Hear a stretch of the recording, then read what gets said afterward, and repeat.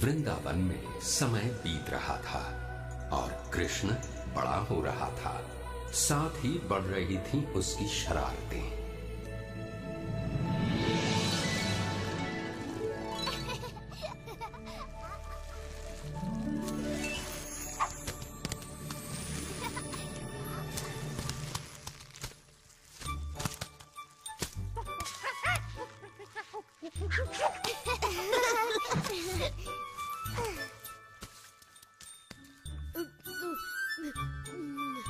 बहुत स्वादिष्ट है।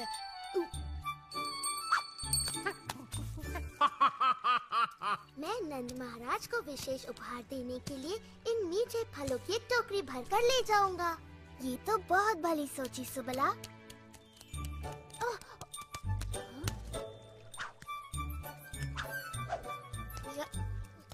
देखो मधुमंगल कितना परिश्रमी है और परिश्रम का फल खुद ही खा रहा है।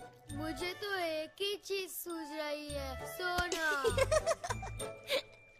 सुबला, तुम्हें भी थोड़ा विश्राम कर लेना चाहिए। भली कही भैया, मैं भी यही सोच रहा था।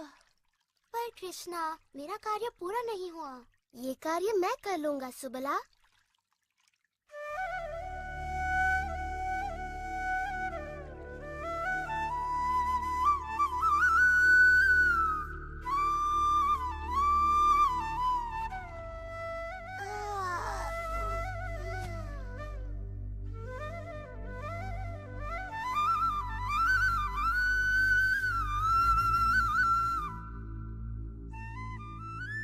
सुनो तो कृष्ण कितनी मधुर बांसुरी बजा रहा है। मेरा तो नाचने का मन करता है। चलो ना विशाखा, चलो ललिता।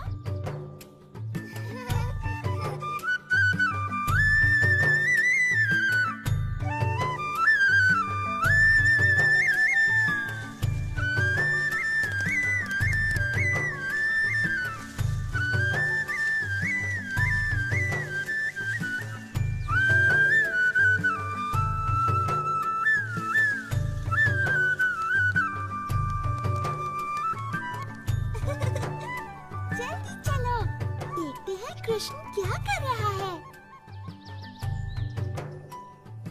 राधा, चलकर माँ यशोदा को बताते हैं कि कृष्ण क्या कर रहा है। चलो जल्दी चलो।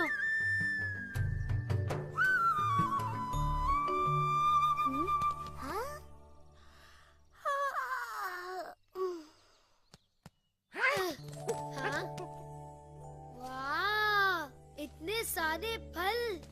ये तो सच में कमाल हो गया। अब मैं सबको फलों का उपहार दे सकता हूँ। हाँ, पर ये काम किसने किया होगा?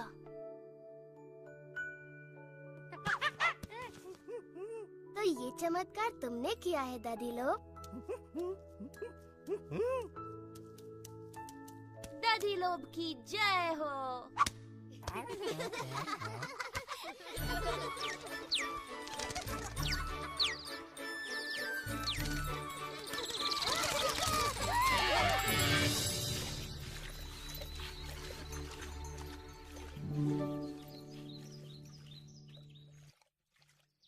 देखो माता प्रभावती क्या कर रही है।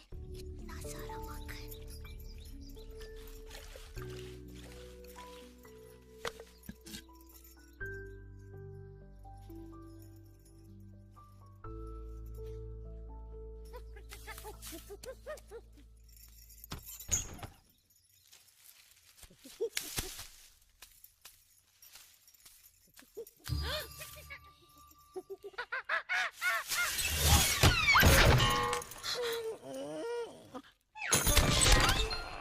वो आवाज क्या थी? चल भाग यहाँ से बंदर कहेंगे, निकल।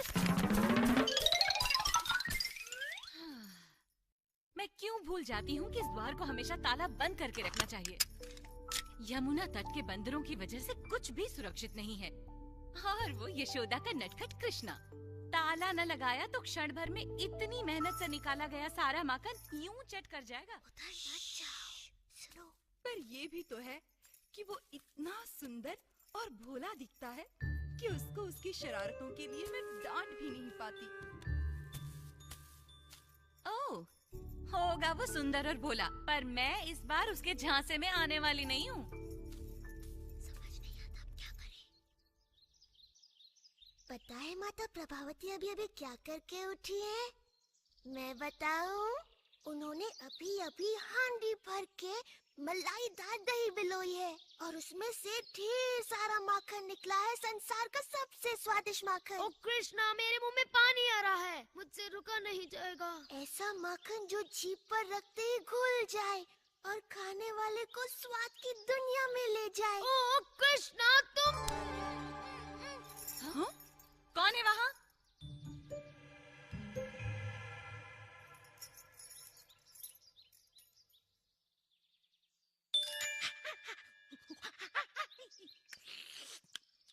तो तुमने माखन वाले कमरे का पता लगा ही लिया दादी?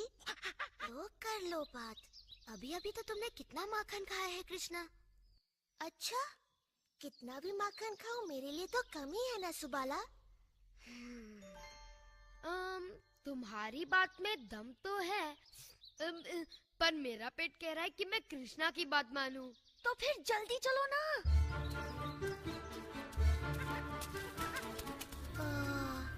ये नहीं सुधरेंगे तो फिर मैं अकेला सुधर के क्या करूँगा?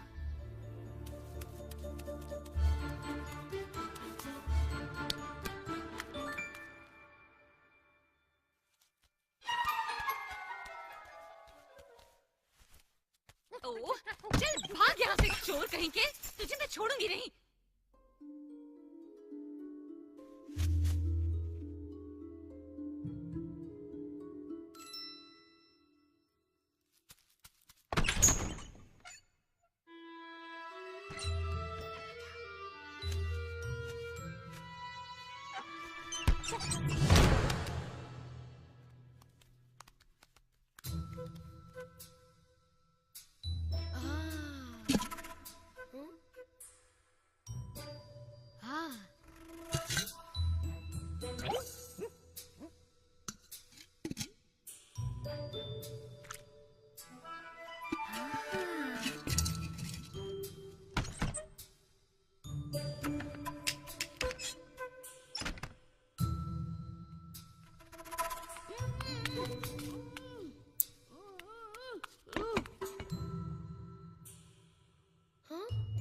कृष्णा, कहाँ छिपाया है उन्होंने सारा माखन? इतना खतरा मोल लेना तो व्यर्थ ही गया। हाँ, इसकी बात सही है, उन्होंने माखन कहीं और छुपाया होगा। उनके आने से पहले ही निकल लेते हैं।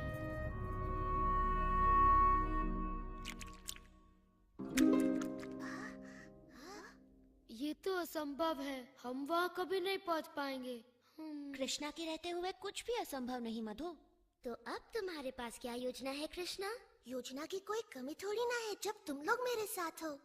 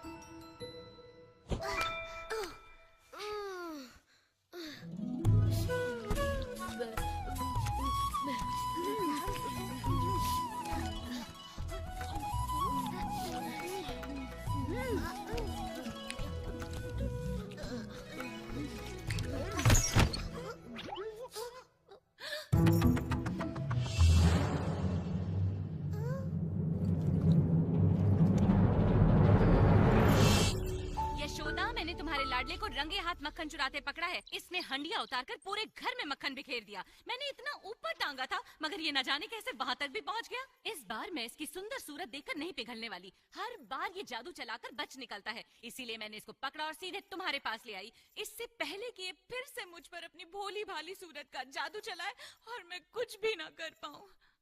ओहो प्रभावती, मुझे पता है तुम कृष्ण पर क्रोधित हो और तुम उसे उसकी शरारतों के लिए दंडित करना चाहती हो। किंतु तुम्हें ऐसे झूठ नहीं बोलना चाहिए। क्या तुमने ही तो कहा था कि जब भी कृष्णा कोई शरारत करे मैं उसे पकड़कर तुम्हारे पास ले आऊं? तो मैं ले आई। मैंने उसे रंगे हाथों पकड़ा था, तो अब दो इसे दंड। ओह प्रभावती, तुम भी ना, दिन भर मेरे कृष्ण के बारे में सोच सोच कर तुम बहक गई हो। तुम्हें पता है तुम किसे पकड़ लाई हो? क्यों, किसको पकड़ लाई मैं? चंद्रू, तू यहाँ क्या कर रहा है? मैया। देखा तुमने प्रभावती, तुम अपने ही पुत्र को यहाँ पकड़ लाई। इसने कोई शरारत की होगी और तुम कृष्ण के बारे में सोचते हुए इसे यहाँ ले आई। आह, बेचारी। चलो छाया में बैठो, मैं तुम्हारे लिए ठंडी लस्सी लाती हूँ। पी लो, मन शांत होगा। चंद्रू, अपनी मैया को इस तरह परेशान नहीं किया करते। देखो तो बेचारी का क्या हाल हो गया। मगर मैंने तो कृष्णा का हाथ पकड़ा था, मुझे अच्छी तरह से याद है। पूरे रास्ते उसी का हाथ मेरे हाथ में था, कमल की पंखुड़ी जैसे उसके नरम नरम हाथ। पर चंद्रू, चल यहाँ से।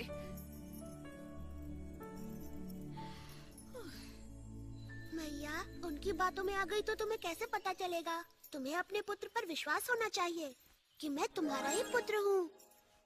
या वही माखन चोर कृष्णा? माता प्रभावती, मैं कृष्ण हूँ, नंद बाबा और यशोदा का पुत्र। कृष्णा, ये सच में तू है या मेरा चंद्रू? पर माता प्रभावती, मुझे अच्छा नहीं लगा कि आप मुझे चोरों की तरह पकड़कर मैया के पास ले गई। मेरा दोष तो केवल ये था कि मैंने माखन चुराया, वो भी आपके हाथों का बना, जो कि वृंदावन का सबसे स्वादिष्ट माखन है। पर मैंने तो... मेरे साथ फिर ऐसा कभी मत करना माता, मैं तुम्हारा भी तो पुत्र हूँ, है ना?